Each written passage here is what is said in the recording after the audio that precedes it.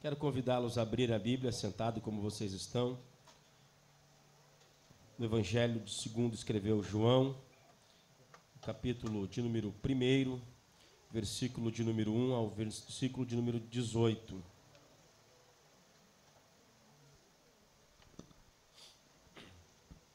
Evangelho segundo escreveu João, capítulo 1, versículo 1 ao 18.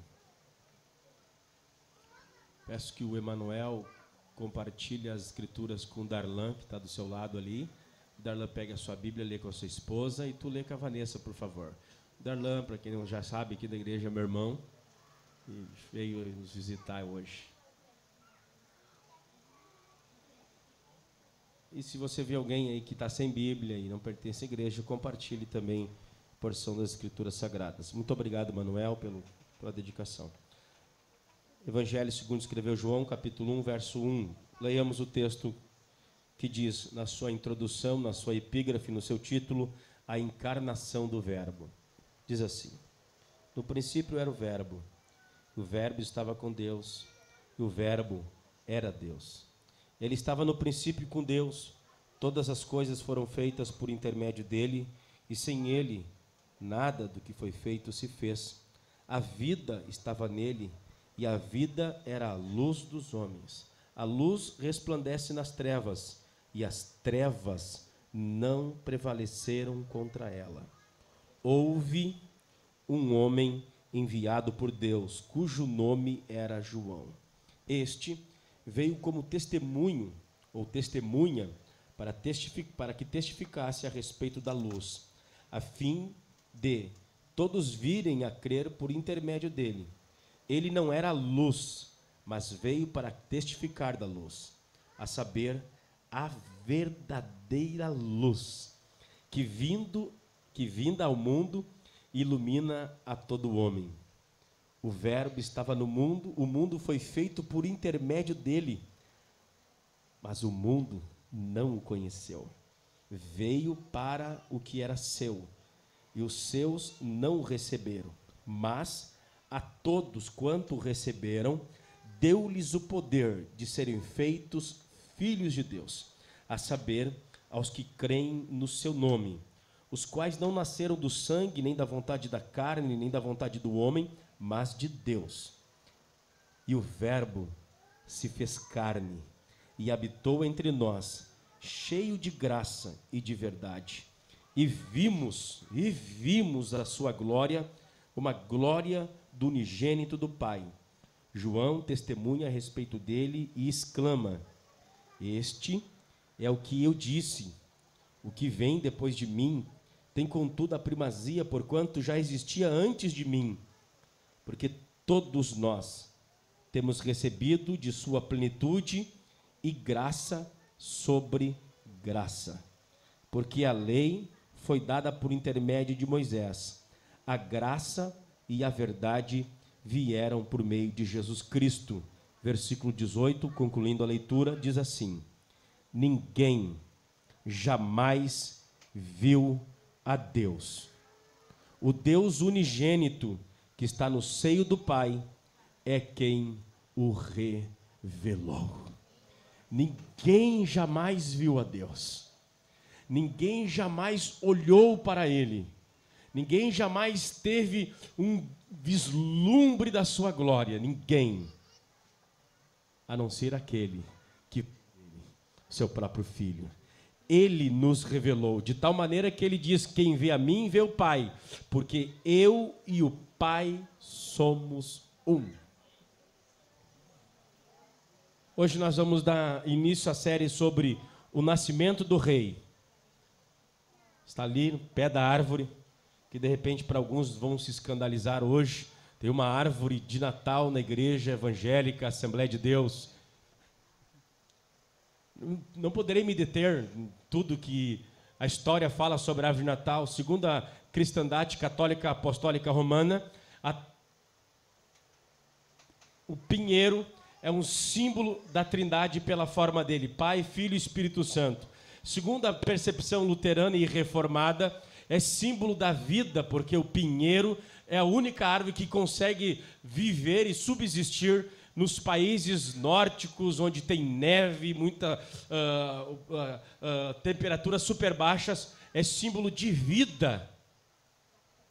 Para mim é uma boa lembrança da infância, porque todo ano, a Karen sabe disso, pai dava um filho o direito de botar a estrela lá em cima. E isso é muito bom, e é bom que os irmãos desenvolvam essa alegria para a juventude, para as crianças terem memória de como o Natal é bom. Embora hoje é muito glamourizado, a gente coloca uma lua superficial, umas estrelas, procura fazer uma noite, tem uma manjedoura aqui, muito trabalhada pelo nosso querido irmão Alexandre. Essa árvore da minha casa foi uma briga tirar de lá. Foi uma briga tirar de lá. Eu tenho que fazer alguma coisa até o dia 25. Quero achar alguma coisa lá para botar lá. Embora está muito bonito, o Natal hoje nós passamos um verniz, mas o Natal não é uma notícia muito boa. Não foi achado espaço para o Filho de Deus. Ele foi renegado desde o início. E a gente vai estar trabalhando, falando sobre isso, mas ele transforma a maldição em bênção. Ele faz o amargo virar doce. Somente Deus pode fazer isso. Da tragédia, da morte, hoje nós celebramos. Por que celebramos o Natal? É o subtítulo da nossa série. Nós vamos fazer uma série de 4 sermões aqui sobre o nascimento desse rei, desse verbo, o verbo de Deus, o verbo que se fez carne e habitou entre nós. Por que celebrar o Natal? Muitos se opõem ao Natal sobre um fundamento de ser um feriado pagão. Não se deve comemorar o Natal porque é um feriado ímpio, pagão. Ora, vamos lembrando que quem é o nascimento de quem que nós estamos celebrando. Se existe um povo que deve e pode celebrar o Natal, é o povo de Deus, a igreja cristã, porque é o aniversário do Filho de Deus. Nós comemoramos, não se sabe se é em dezembro, se é em janeiro, a data certa, mas nós celebramos no dezembro, porque penso eu que é uma forma tradicional de nós usarmos a cultura em que nós vivemos, uma estratégia para que nós possamos dar o real significado para esse feriado, que para nós é muito caro, muito importante, muito prazeroso. Muitos se opõem ao Natal sobre este fundamento, dizer que é um feriado pagão. Minha resposta é que esse não é o caso. Isso é uma inverdade, isso é uma mentira. Natal não é um feriado pagão. Natal é um feriado e uma data especial em que a cristandade, e somente a cristandade, pode celebrá-la de forma verdadeira, genuína, autêntica, porque nós cremos que o verbo de Deus, o Filho de Deus, se fez carne. Que o menino que estava na manjedoura, da mesma maneira que estava aprendendo a falar, apenas estava ali indefeso, ele estava sustentando o universo. Aquele menino, a despeito das suas limitações, das suas fraquezas, ele estava sustentando, conforme Hebreus capítulo 1, verso 3, todas as coisas pela palavra do seu poder.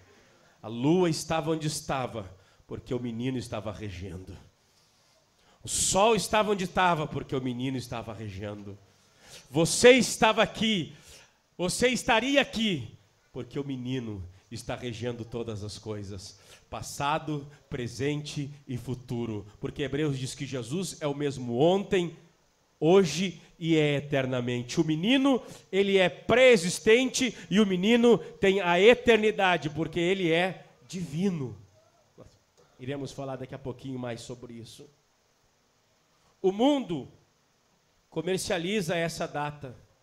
O mundo seculariza o Natal. O mundo prostitui a celebração do nascimento de Cristo. Corrompe, deturpa. Os modernistas o transformam em nada mais do que um feriado secular. Essa mudança é abominável.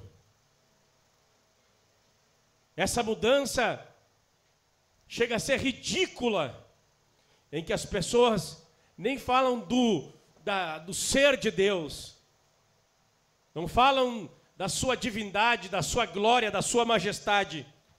Apenas é um feriado em que se deseja boas festas, se deseja e se troca presentes, se deseja apenas coisas boas, e não se fala do aniversariante.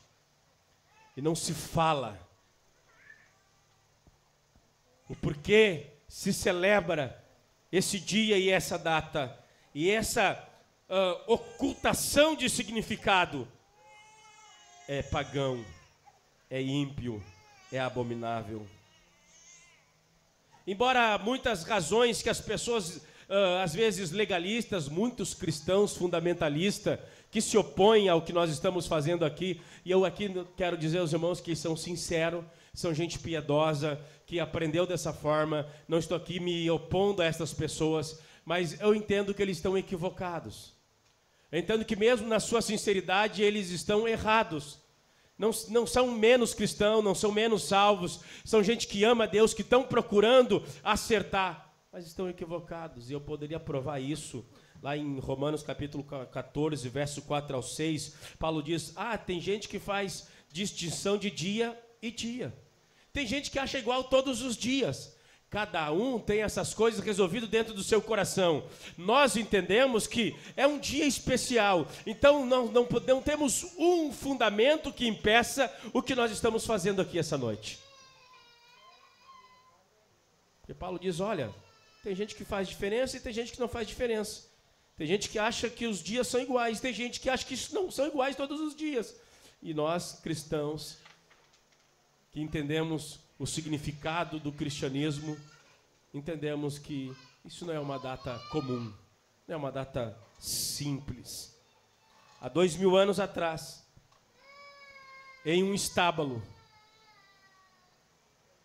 nascia um menino de uma forma semelhante a muitos outros nascimentos e outros meninos. Ficou 9 meses sendo gerado por sua mãe Maria. Não teve um pai humano, porque o que nasceu dele foi do Espírito Santo. Mas seu nascimento foi um nascimento virginal, foi um nascimento humano.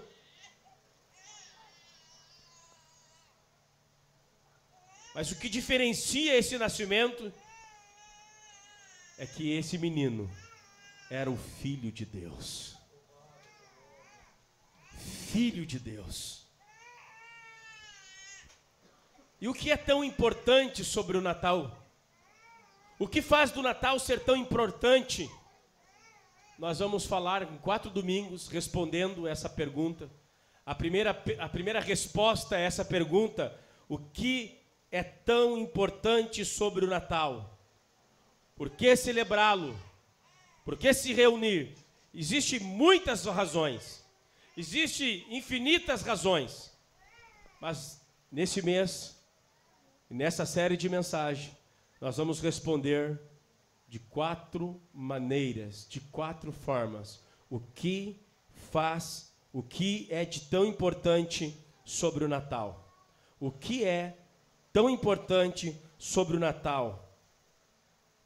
Primeira coisa que nós vamos falar e vamos falar hoje é que o nascimento de Cristo significa que Deus não relegou o homem à sua condição pecaminosa.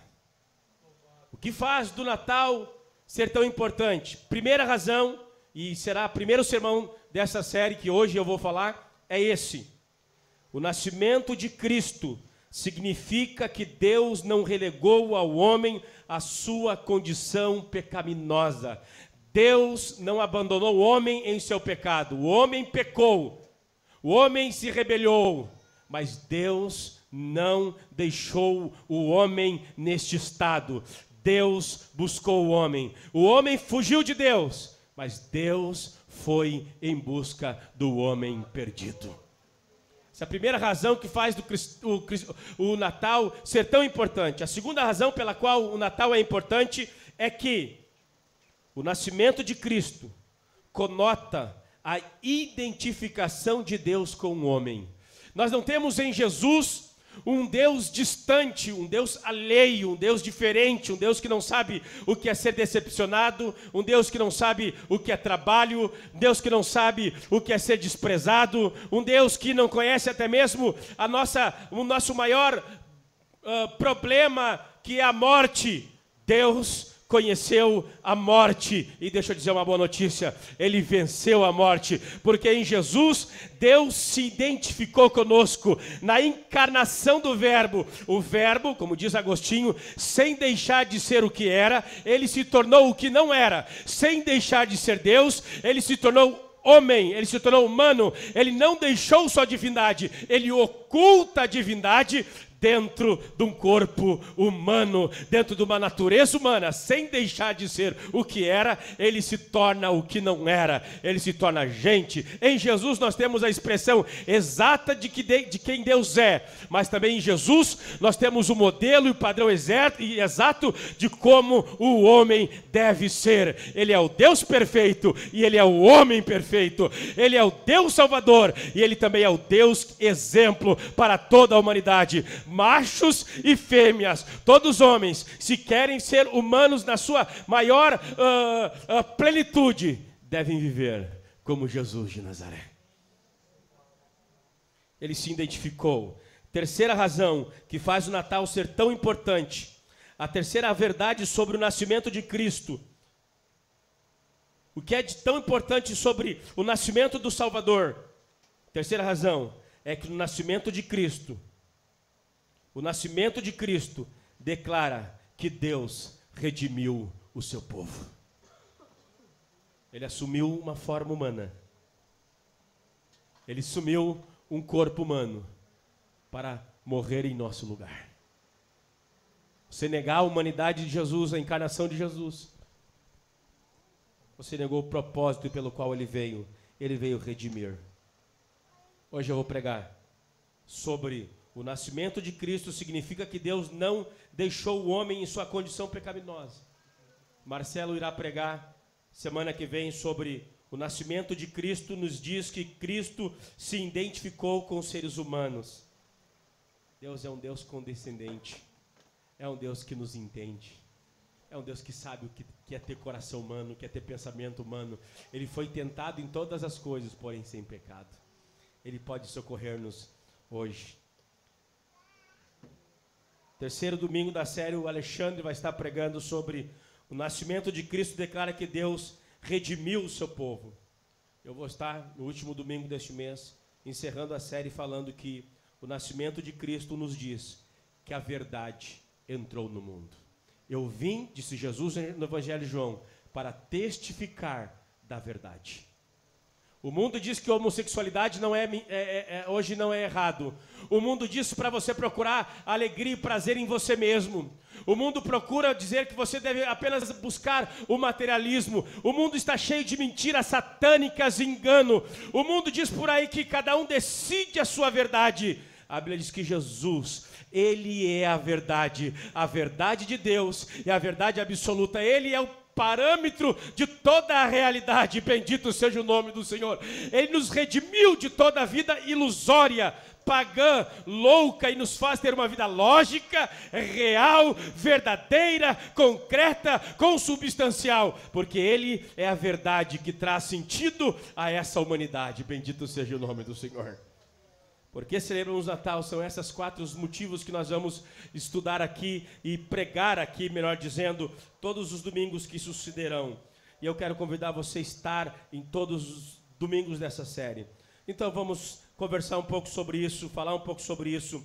Primeira verdade, o que faz o nascimento de Cristo ser tão importante. Primeira verdade, Deus não relegou o homem a sua condição pecaminosa. Ao som de 3. 1, 2, 3. Deus não relegou ao homem a sua condição pecaminosa.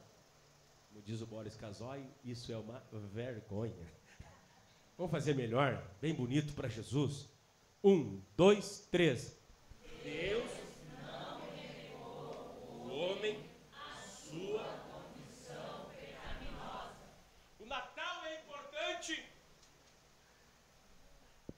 Deus na encarnação. O nascimento de Jesus é importante porque é um ato de Deus dizendo: eu não deixo o homem ficar nas condições do qual ele se encontra. A primeira verdade do Natal é que o nascimento de Cristo significa, abra a Bíblia em Gênesis capítulo de número 3. O nascimento de Cristo significa que Deus não deixou o homem em sua condição pecaminosa. A primeira promessa do Redentor encontra-se em Gênesis capítulo 3, versículo de número 15, que nos diz assim a palavra do Senhor: porém inimizade entre ti e a mulher, entre a tua descendência e o seu descendente. Este te ferirá a cabeça, e tu lhe ferirás os calcanhar. Porém inimizade entre ti e a mulher, entre a tua descendência e o seu descendente. Deus colocou uma inimizade entre a serpente e a semente da mulher. A serpente feriria os calcanhar desse descendente, e este descendente, por sua vez, pisaria a cabeça da serpente. Aqueles que estão familiarizados com a linguagem da Escritura Sagrada sabem que serpente e dragão, tanto no Novo Testamento como no Antigo Testamento, no Apocalipse, a serpente e o dragão é símbolo de Satanás. A Bíblia diz que Deus enviaria um descendente da mulher, que seria pisado.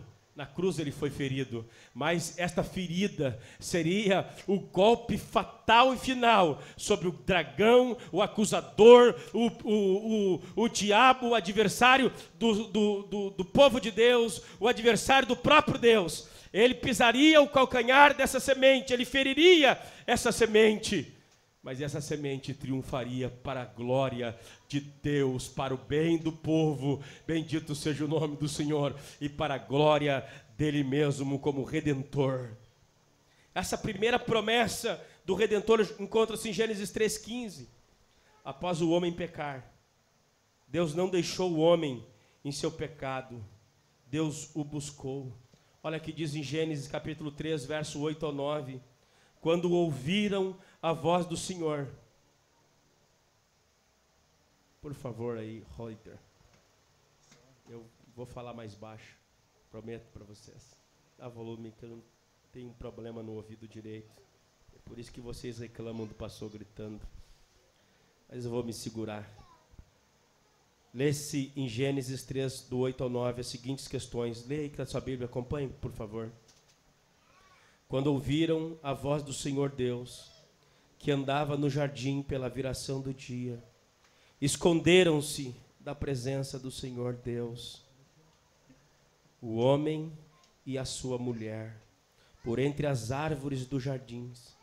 E chamou o Senhor Deus ao homem e lhe perguntou: onde estás? Adão e Eva pecaram, e eles tiveram vergonha.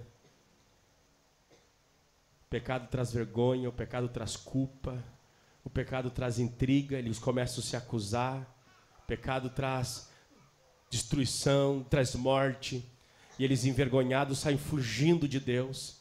Eles desobedeceram a palavra de Deus, eles obedeceram o mandamento de Deus, e agora eles estão fugindo, estão em fuga. Adão e Eva estão em fuga, fugindo do Criador, esquecendo-se que Deus é onipresente. Não existe um lugar em que você possa fugir do Criador.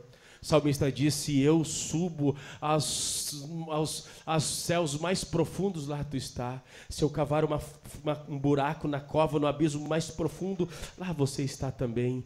Dia e noite para ti é a mesma coisa. Como eu me ausentarei do teu espírito? Para onde eu me fugirei da tua face? Você pode ocultar a sua vida do pastor, da tua mulher, do teu esposo, mas Deus é onipresente, onisciente, Ele está em todos os lugares. A única solução para nós vencermos o pecado não é fugirmos de Deus, mas é fugirmos para Deus, corrermos para os seus braços, porque somente nele há socorro, alívio e ajuda. O homem fugiu de Deus. Pecado trouxe vergonha, culpa. Eles desobedeceram, se rebelaram contra Deus e fugiram de Deus. Só que é interessante que esses versículos do capítulo 3 nos dizem que Deus não abandonou Adão e Eva, a despeito de terem pecado contra Ele, a despeito de eles terem se rebelado contra Ele. Ele os buscou em seu amor, Ele os buscou em sua salvação. Deus toma a iniciativa. É natural dos homens, dobre a sua atenção, é natural dos homens e das mulheres fugirem de Deus, mas louvado seja Deus. A Bíblia diz e narra dizendo: Adão, Adão, onde tu estás? Essa é a sequência correta, essa é a lógica bíblica, essa é a verdade inequívoca, essa é a verdade fundamental. Deus sempre busca o homem macho e fêmea não busca a Deus. O homem naturalmente, por sua volição, por sua vontade, por seus desejos, o homem só pode fugir de Deus. É natural dos homens. Alguém, pastor, ora pelo meu marido, ele não quer saber nada de Deus. É claro, é natural que os homens não querem Deus. O meu filho não quer Jesus, é natural que eles não queiram. Não te estribe no seu conhecimento, ore ao Senhor, porque voltar-se para Deus é uma obra do Espírito Santo. A salvação é um milagre e que os homens não podem fazer, que pai, esposo, esposa, pastor não pode fazer. É a iniciativa de Deus que clama a Adão e a Eva: aonde vocês estão? Aonde vocês estão? Aonde tu estás, Adão? Essa é a sequência teológica das Escrituras Sagradas. Deus sempre busca o homem. O nascimento de Cristo é importante por isso, porque Deus veio a essa terra, aleluia, buscar e salvar o que se havia perdido. É por isso que eu acho que é pequena essa árvore, ainda é pequena essa manjedoura, ainda é pouco nós gastarmos o que nós gastamos para celebrar essa data maravilhosa. Deus veio ao nosso encontro, Ele é o Emanuel, o Deus conosco. Bendito seja o nome do Senhor. Na manjedoura se cumpre a profecia e Ele se chamará Emanuel, é Deus conosco. Natal e o nascimento de Cristo é tão importante, porque diz que Deus não deixou o homem na sua condição pecaminosa. Ah, que coisa linda. Você lembra ainda, irmão, quem você era? Você não estava aí todo bonitinho, toda bonitinha, hein? Agora estou botando um boticário, Avon, cheirosinha, com pensamentos puros. Você lembra? Pedro diz assim, ó, como é que Pedro nos chamava outra hora? Nós éramos porcos. E o porco voltou para a lama, e o cão voltou para o vômito. Essa era a nossa situação antes do Evangelho. Nós éramos cães que comem os seus próprios vômitos. Nós éramos pessoas destituídas, todos pecaram e destituídos estão da glória de Deus. Você lembra, irmão? Porque hoje em dia parece que a cristandade está cheia de si mesmo, altiva, cheia de soberba. Olha, Paulo diz assim aos Coríntios: lembrai-vos que vocês não foram chamados de nobre nascimento. Lembrai-vos que Deus escolheu as coisas loucas, as coisas fracas. Tem gente aqui que não respeitava marido, tem marido que não respeitava a aliança. Você era que nem um cachorro, você era que nem um animal, coçava, dava coceirinha e você já queria se satisfazer conforme os desejos do pensamento. Você vivia uma vida desordenada. Você lembra? É por isso que nós estamos aqui essa noite. Obrigado, Senhor. Um dia tu assumiu a forma humana e veio ao nosso encontro. Quantos têm motivos soberbos para louvar ao Senhor? Quantos têm motivos soberbos para adorar o Senhor essa noite? Você lembra, irmão? Você lembra quem você era se não fosse a cruz de Cristo? Se não fosse Ele vir tomar a iniciativa, você estaria perdido. Se Deus não busca Adão, aqui é uma hipérbole, tá? É um exagero. É claro que Adão já estaria morto. Se Deus não te tivesse chamado Adão, Adão, onde tu estás? Adão e Eva estariam até hoje perdidos. Se Deus não toma a iniciativa de correr atrás das árvores e gritar: Adão, Adão, eles estariam eternamente perdidos. Nós estudamos a primeira epístola de João, 1 João capítulo 4, 19, diz: e nós o amamos, porque Ele nos amou primeiro. Lutero, falando sobre esse texto, ele diz assim, ó: Deus não encontra pessoas amáveis para fazer uma igreja, porque se Deus tivesse que procurar pessoas amáveis, pessoas boas, Ele não teria uma igreja. Deus não encontra pessoas amáveis, mas Deus nos encontra pecadores e nos torna amáveis. Por isso que Paulo vai dizer no Romanos capítulo 5, verso 8: Deus prova o seu amor para conosco, em que Cristo Jesus morreu por nós, ainda pecadores. Olha que texto maravilhoso. Ele morreu por nós, Ele veio a nós quando nós estávamos na sarjeta.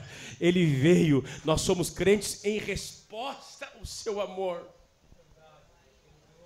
Não há centelha de bondade divina no homem. Existe a imagem de Deus no homem, mas nenhuma virtude, não existe mérito, bondade inerente. O homem peca contra Deus, o homem desobedece à lei de Deus e está em guerra contra Deus. Ele está sob culpa, ele está sob vergonha, o homem está contaminado pelo pecado.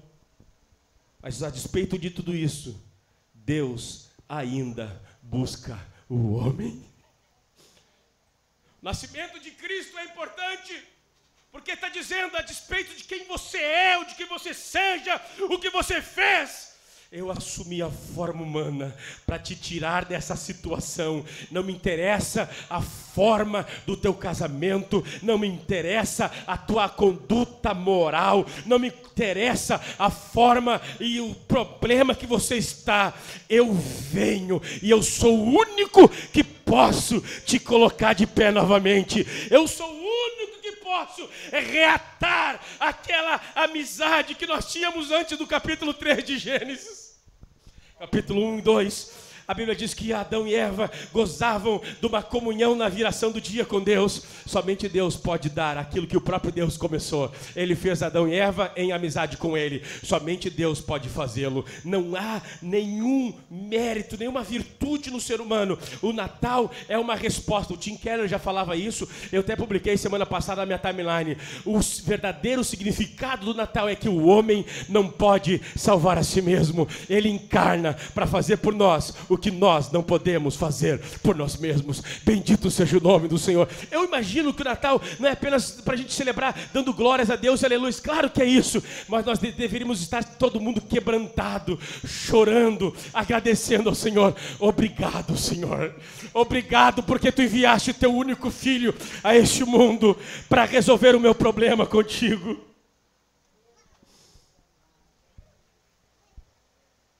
Há poucas verdades na Bíblia mais clara do que essa: o homem não pode salvar a si mesmo. O homem não pode salvar a si mesmo. Há poucas verdades mais cristalinas, mais inequívocas, mais tão bem fundamentadas, mais tão bem confirmadas nas Escrituras do que essa: o homem não pode salvar a si mesmo. Então Deus pega o seu único filho, a segunda pessoa da divindade, a segunda pessoa da trindade, porque Natal fala-nos da trindade, Natal fala-nos da Santíssima Trindade. É por isso que o Natal é um feriado cristão e só nós podemos celebrar. Aqui comigo, só nós podemos celebrar o Natal, porque o nome dele é Jesus Cristo, Filho de Deus. Jesus Cristo, Filho de Deus. Jesus Cristo, Filho de Deus. Quando você diz o nome de Jesus Cristo, Filho de Deus, você está proclamando a Santíssima Trindade. Jesus é o Deus Filho, Filho do Deus Pai, e Ele é o Cristo que é ungido pelo Espírito Santo. Bendito seja o nome do Senhor. Natal é uma expressão exata da Santíssima Trindade. Bendito seja o nome do Senhor. não é um feriado pagão, não é um feriado em que as pessoas dizem boas festas, feliz ano novo. Natal é nós entendemos que Deus é Deus triuno. Bendito seja o nome do Senhor. Deus é 3 pessoas em uma só. Bendito seja o nome do Senhor. Deus único e verdadeiro, Jesus Cristo, Filho de Deus. E essa Santíssima Trindade veio em resgate. O Pai elege, o Pai escolhe antes da criação do mundo. O Filho morre pelos quais o Pai elegeu. E o Espírito Santo aplica a salvação da eleição do Pai e do sacrifício de Jesus naqueles que vão herdar a salvação. Porque não tem divisão na Santíssima Trindade.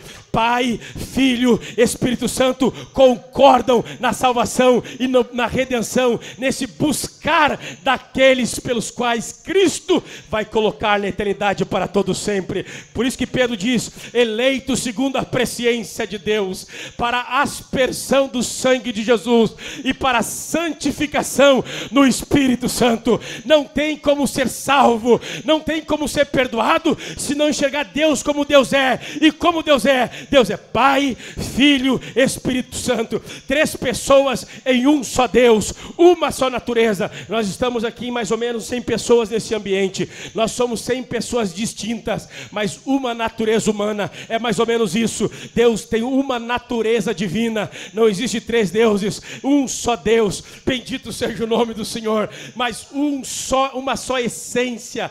Uma só essência, 3 pessoas. 3 pessoas diferentes, diversidade e unidade. Bendito seja o nome do Senhor. E deixa eu dizer uma coisa para vocês: não é Deus encarnado, é o Filho de Deus encarnado, é o Verbo. Não foi a Santíssima Trindade que encarnou. Você tem uma ideia errada quando você diz que Deus encarnou. Você não está confundindo as pessoas. É o Filho que encarna, é o Filho que morre na cruz. Bendito seja o nome do Senhor. Ah, meus irmãos, só nós podemos comemorar o que nós estamos comemorando aqui essa noite. Bendito seja o nome do Senhor. E se você não comemora dessa forma, se você não crê em Deus dessa forma, você não pode ser chamado cristão. Porque qualquer percepção de Deus diferente daquele que se revelou em Trindade é idolatria.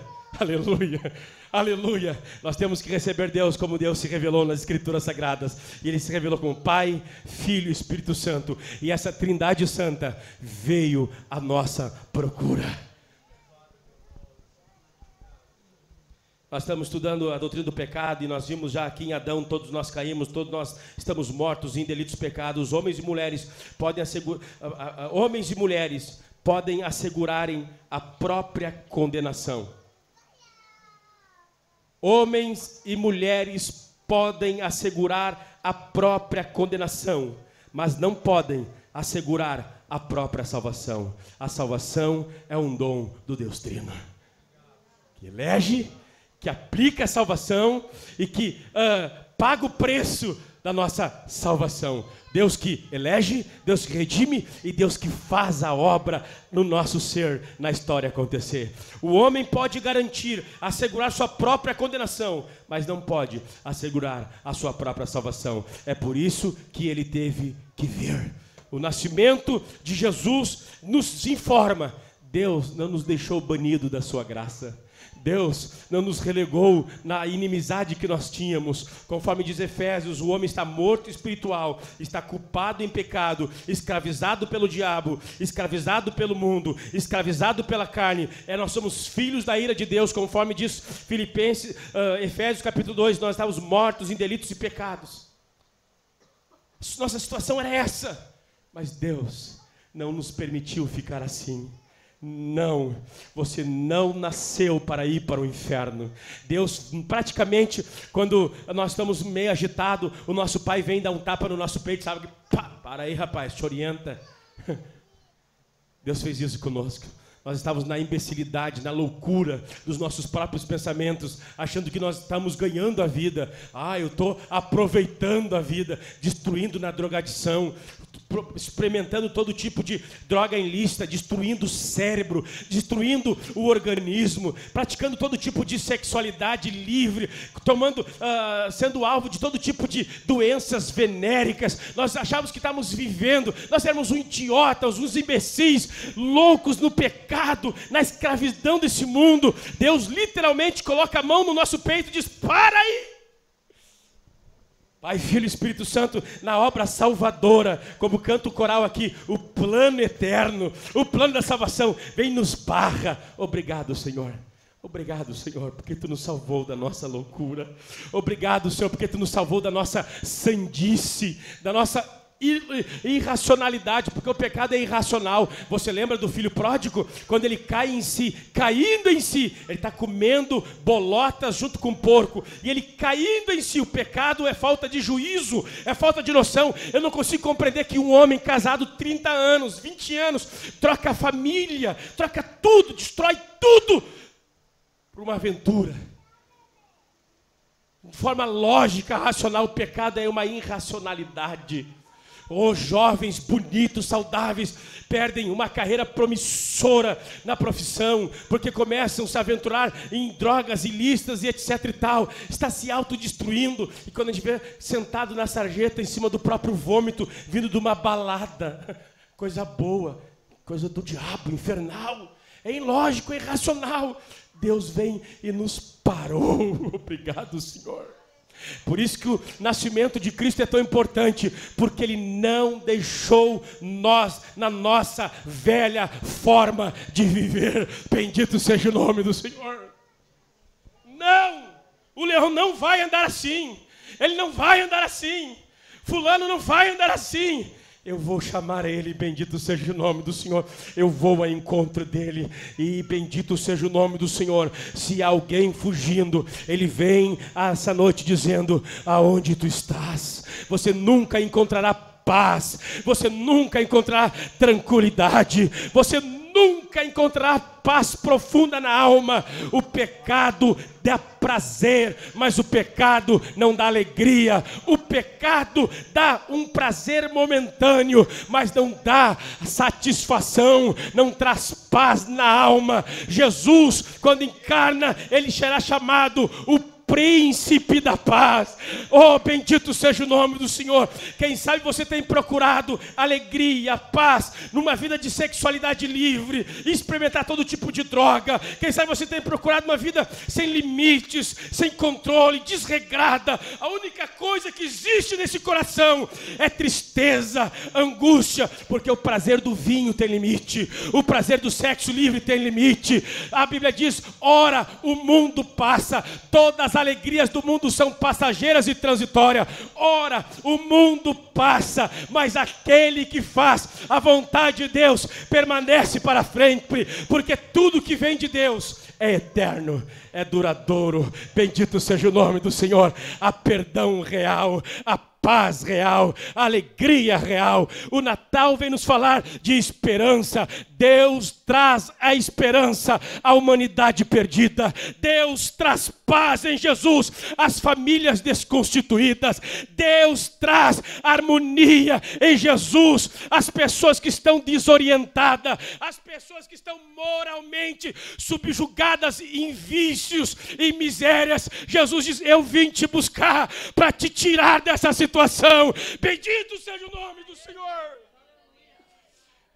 Nascimento de Jesus significa que Deus não deixou o homem em seu pecado, em sua desgraça, em sua miséria. Há uma verdadeira vida em Jesus, há uma verdadeira felicidade em Jesus, há um verdadeiro perdão em Jesus, há uma verdadeira sentido, propósito. Você pode achar que agora terminei a faculdade, eu tenho sentido na vida. Você acaba um canudo e ainda continua uma fome existencial, porque o homem, como diz Agostinho de Hipona, tem dentro de si um buraco do tamanho de Deus. Somente Deus pode preencher o buraco da tua alma, o vazio existencial da tua mente. Somente Jesus pode nos salvar da nossa perdição. Bendito seja o nome do Senhor. Ah, meus irmãos, eu poderia pregar, acho que muita coisa hoje. Nós temos que servir a Santa Ceia. Ah, mas que coisa boa. A boa notícia é que nós temos esse hábito. Nós temos esse hábito de nos perdermos. Isaías 53, eu tenho que falar isso aqui, não tem como eu largar fora isso aqui. Isaías 53 nos diz que éramos como ovelhas, lembra que é o último sermão que eu preguei aqui, Isaías, o servo sofredor? Nós éramos como ovelhas, desgarrados, sem pastor. Mas Lucas capítulo 15, a parábola da ovelha perdida nos diz, Jesus afirma, qual dentre vós é o homem que possuindo 100 ovelhas e perdendo uma delas, não deixa no deserto as 99 e vai em busca da que se perdeu até encontrá-la? Lucas 15, 4 diz isso. A ovelha se perde e o pastor a busca. Não só isso, o pastor traz a ovelha de volta ao aprisco com grande custo de si mesmo. O bom pastor enfrenta o deserto mais perigoso, enfrentará as bestas feras e ferozes que vêm ao seu caminho. Ele encontra os inimigos até trazer a sua ovelha. Jesus, ele é o bom pastor. Nós somos as ovelhas desgarradas. Cada um fugia pelo seu próprio caminho. Cada um fazia conforme o seu coração. Não tínhamos rumo até que o bom pastor veio ao nosso encontro. Ele curou as nossas chagas, curou as nossas feridas, nos colocou no seu colo e nos colocou no aprisco de novo. Bendito seja o nome do Senhor. É próprio das ovelhas se perderem. Tem gente aqui que fez força para fugir de Yahvé. Tem gente que fez força para fugir de Deus. Se desviou uma, se desviou duas. Mas quando você se vê lá perdido, está faltando alguma coisa. Esse mundo não é para mim. Eu não consigo mais me alegrar como todo mundo se alegra. Sabe o que é isso? Você é marcado pelo bom pastor. E ele vai atrás de ti. E ele vai te incomodar. Tu não terás paz no pecado.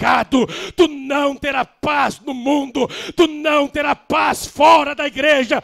O bom pastor, se você é ovelha dele, não te dará descanso até te trazer de volta ao aprisco do Senhor. As ovelhas se perdem, mas o bom pastor, ele vai e enfrenta o que for necessário para trazer suas ovelhas. Quantos aqui já receberam a primeira, a segunda, a terceira chance e estão hoje aqui porque Deus não desiste de nós, porque Deus não descansa de nós, até que nós estivermos todos juntos perto da sua mesa da comunhão, a mesa de alegria, a mesa da paz, paz com Deus, felicidade eterna, direito de vida eterna. Bendito seja o nome do Senhor. Então, meus irmãos, até aqui tá bom. Eu vou botar no grupo da igreja, tá? As questões teológicas do texto de 1 João. Eu vou colocar no grupo da igreja. Vamos estar em pé. Deus vem nos buscando. Deus vem nos buscando. Deus vem nos buscando. Essa é a mensagem do Natal. Deus veio nos buscar. Eu sinto o carinho de Deus aqui nesse santuário. Eu sinto o abraço desse Jesus. É sobre isso que nós vamos celebrar esse mês todo de dezembro. Ele veio nos buscar. Ele não deixou nós relegados na condenação, na culpa, na miséria, na fraqueza. Nós somos fracos, nós somos. Nós somos débeis, nós somos. Nós somos pessoas, naturezas, que temos uma força que nos puxa para baixo. Nós somos assim. Mas nós temos um bom pastor que pega a nossa mão e nos puxa para cima, nos coloca no plumo, nos endireita. Essa é a verdadeira mensagem do Natal. Deus não nos relega a nossa condição de perdidos, de impuros, de profanos, de contaminados, de condenados, mas Ele estende a mesa da comunhão, a comunhão que há no Pai, no Filho e no Espírito Santo, aquela comunhão eterna. Ele expande e convida todos que estáis cansados e sobrecarregados. Eu vim vos buscar. É para você que eu falo. É para você que está com a mente perturbada. É para você que está com o coração cheio de pesar, cheio de tristeza. Mesmo que você seja membro da igreja e ainda cheio de angústia, desprazer, insatisfação, descontentamento. Eu vim te buscar para te livrar dessa vida. Só em mim a vida plena. Eu vim para que tenham vida e vida em abundância.